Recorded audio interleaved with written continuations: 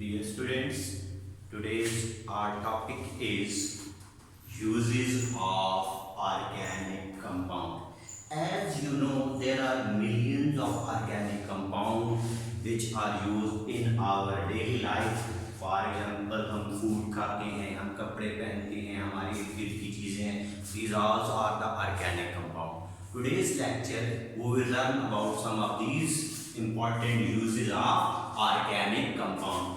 First of all they are used as food. देखिए protein है, fats हैं, carbohydrates हैं, ऑयल्स हैं, हम डेली यूज करते हैं. ये प्रोटीन, फैट्स, कार्बोहाइड्रेट या ऑयल्स, ये सब के सब ऑर्गेनिक कंपाउंड हैं. इसका मतलब ये हुआ कि अक्सर ऑर्गेनिक कंपाउंड जो है एज अ फूड यूज होते हैं. अब कौन से होते हैं? प्रोटीन है, ऑर्गेनिक कंपाउंड है, फैट्स है, ऑर्गेनिक कंपाउंड है, कार्बोहाइड्रेट्स हैं या ऑयल्स हैं, they are used as a food.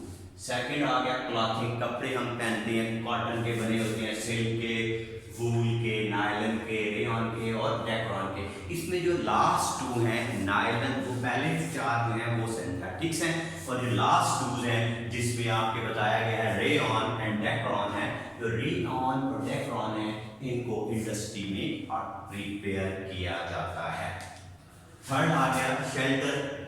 कहते हैं वुड है, पेंट है, वार्निशेस हैं.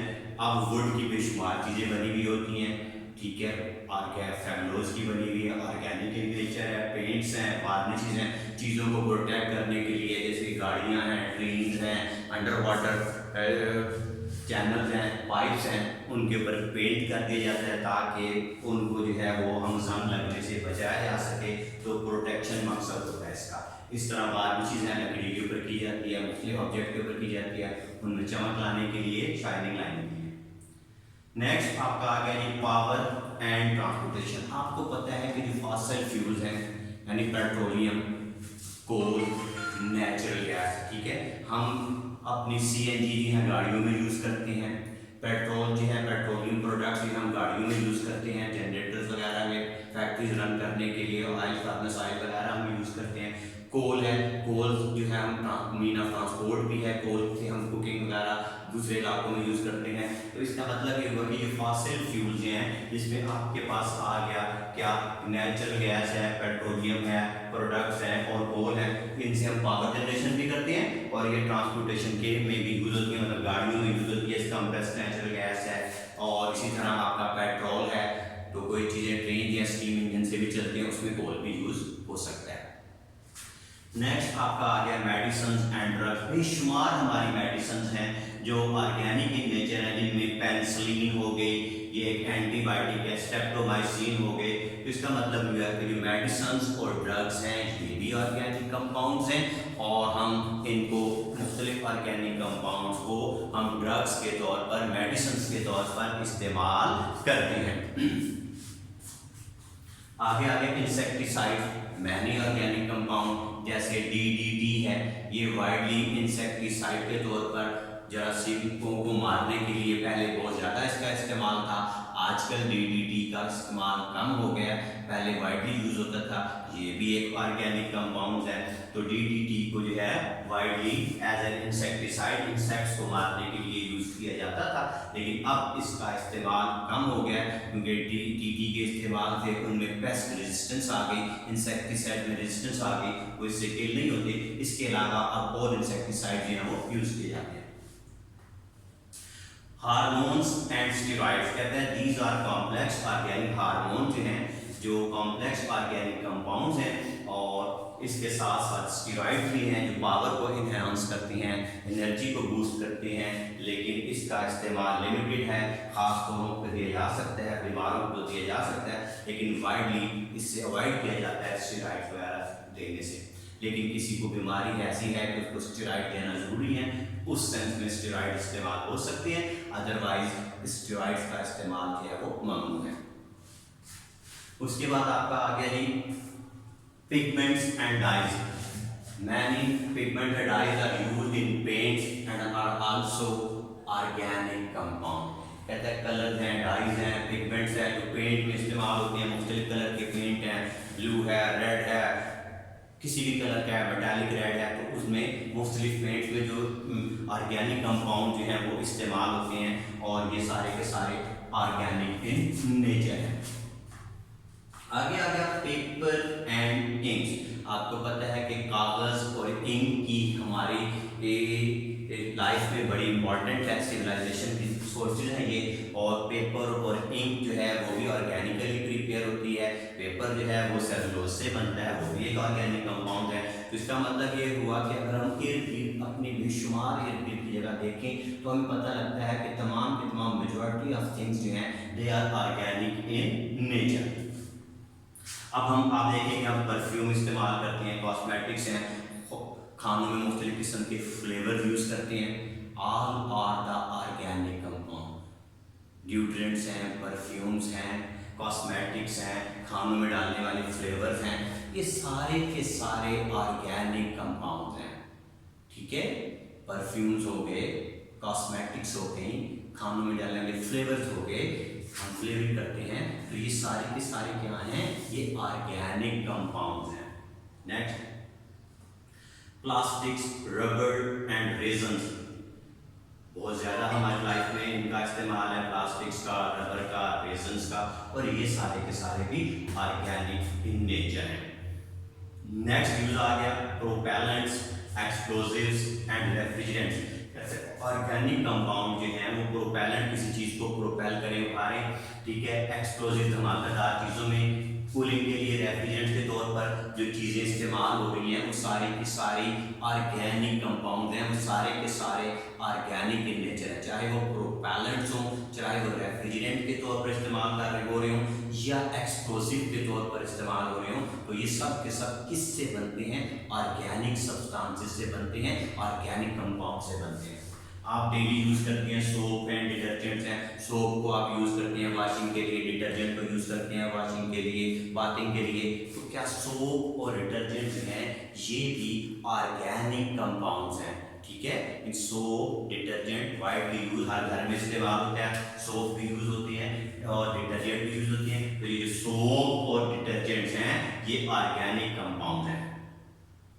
इसी तरह कुछ ऑर्गेनिक कंपाउंड लाइक टेफ्लॉन, इसको यूज किया जाता है हर्बिसाइड्स के तौर पर। ऐसे कीड़े मकोड़े जो जड़ी बूटियों को, सब्जियों को, हर्ब्स को तल्फ कर दें, उसके लिए टेफ्लॉन जो है वो यूज किया जाता है एज हर्बिसाइड्स। आगे आ गया फोटोग्राफिक फिल्म एंड डेवलपर्स। आपको पता है कि ये फोटोग्राफी, इसमें फोटोग्राफी के लिए, डेवलपमेंट के लिए डेवलपर यूज किया जाता है। ये जो डेवलपर्स होते हैं ये के सब ऑर्गेनिक कंपाउंड्स हैं और ये यूज होते हैं किसमें, फोटोग्राफी में। लास्ट आ गया कि अब कुछ ऑर्गेनिक कंपाउंड्स हैं they are used to solve the biological problems. अब बायोलॉजिकल प्रॉब्लम आ जाती है तो उसको दूर करने के लिए आप क्या यूज करते हैं, कुछ ऑर्गेनिक कंपाउंड यूज करते हैं। अब उसकी एग्जांपल मैं ऐसे कोट करता हूं कि बायोलॉजिकल प्रॉब्लम है क्या चीज़ है। कहता है कि फॉर्मेशन है, टिश्यूज है, टिश्यूज में कोई प्रॉब्लम आ गई है, ठीक है, ये बायोलॉजिकल प्रॉब्लम है, ठीक है, कुछ फूड खाने से हो गई है, उसके लिए फिर खास किस्म के ऑर्गेनिक कंपाउंड जो हैं वो यूज होते हैं। तो इसमें क्या क्या reaction involve in the formation of tissues and food, वो कोई बायोलॉजिकल प्रॉब्लम क्रिएट कर सकते हैं। These changes happens by metabolism, और ये जो तब्दीलियाँ आती हैं ये मेटाबॉलिज्म के जरिए होती हैं और ग्रोथ के प्रोसेस के जरिए होती हैं। तो इनकी रेक्टिफिकेशन के लिए, इनको दूर करने के लिए भी ऑर्गेनिक कंपाउंड्स इस्तेमाल होते हैं। नेक्स्ट आवर टॉपिक है the new allotropic form which is known as bucky ball. अब ये बक मिनिस्टर था जिसने ये डिस्कवर की एलोट्रोपिक फॉर्म। आपको पता है एलोट्रोप्स क्या होती हैं, the different forms of an element हैं जिनकी न्यूक्लियर फिजिकल फॉर्म्स होती हैं, और उसमें आप देखें तो कार्बन की मुख्तलिफ एलोट्रोपिक फॉर्म्स हैं जिसमें डायमंड है, ग्रेफाइट है, ठीक है, कार्बन ब्लैक है और बकी बॉल है, ठीक है, और बकी बॉल है। तो बकी बॉल जो है ये एक न्यू एलोट्रोपिक फॉर्म है कार्बन की। 1985 में ये डिस्कवर हुई। कब डिस्कवर हुई? 1985 में। तो ये new group of allotropic form of carbon है। और अब इसमें क्या होता है कि कार्बन क्या है, एक रिंग का स्ट्रक्चर बनाता है और इसमें जो नंबर ऑफ कार्बन एटम्स होते हैं वो 60 के करीब होते हैं। इसका मतलब ये हुआ कि ये जो बकीबॉल है तो इसमें 60 कार्बन एटम्स होते हैं। कितने होते हैं?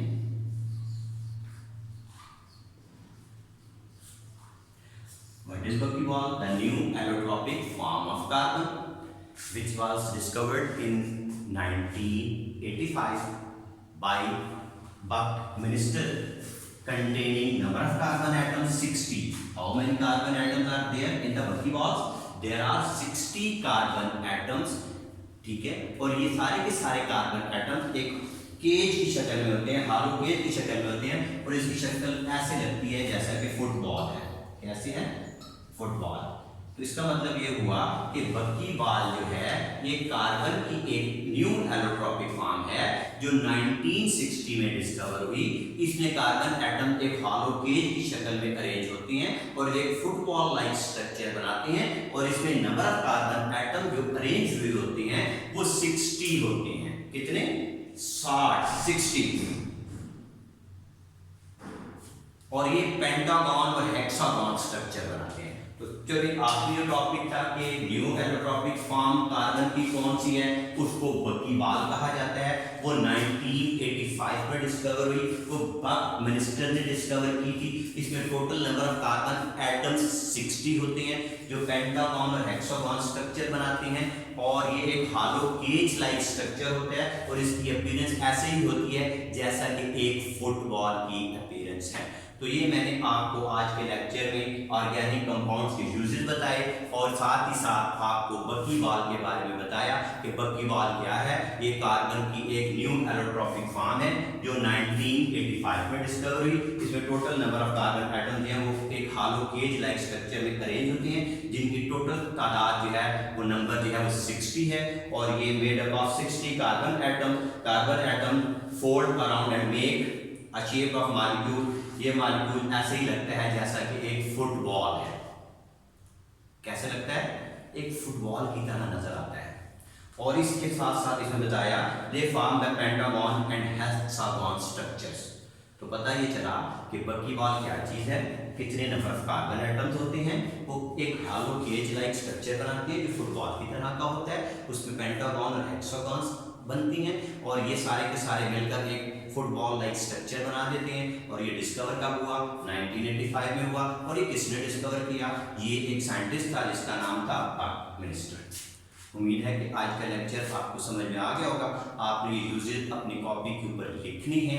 बकीबॉल के बारे में सिर्फ डिफाइन किया गया है कि ये क्या चीज़ है। इसको आपने बताना है कि ये न्यू एलोट्रॉपिक फॉर्म है कार्बन की, कितने कार्बन एटम्स होते हैं, इसका स्ट्रक्चर कैसा होता है, ये कौन कौन सा स्ट्रक्चर बनाता है।